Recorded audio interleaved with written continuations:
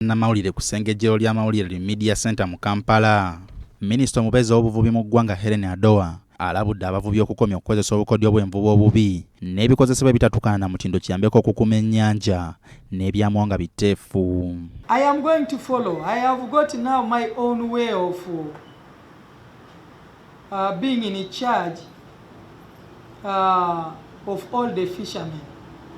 I will get to know, but also on Wednesday, I would have received a report of all the items, all the vessels, how many motorcycles per leg have been impounded. Minisita era alabudde abakuumaddembe bagufudde omugano okutulugunya bannansi nga beekwasa nti bamenya amateeka g'okuvuba kubanga balumizza abantu bangi ate n'abalala ne bakafiiramu. When you see somebody is really desperate and can cause his life to danger, you rather leave and go collect them in that area and sensitize.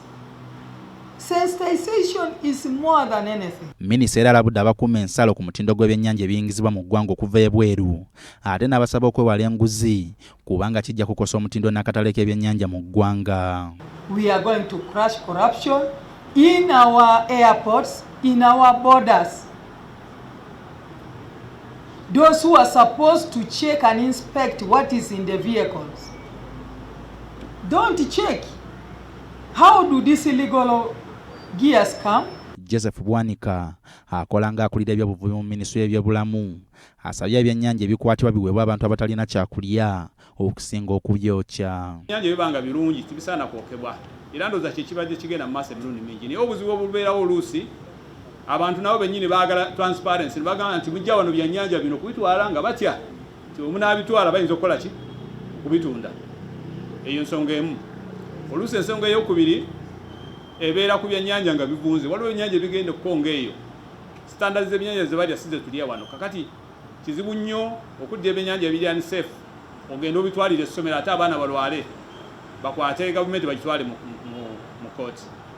N'olwekyo waliwo engeri naye nga mu ngeri eri standard kase ebyennyanja bibeera nga biramu in terms of food safety always bibina kugabibwa ne biweebwa abantu. Okusinziira ku minisita omubeezi w'obuvubi Adowa ebintu byonna ebyakwatibwa mu bukyamu omuli amaato obutimba n'engini z'amaato byakuddizibwa bannannyini byo. Sulaiman Ssebuggwawo, BBS Terefayina.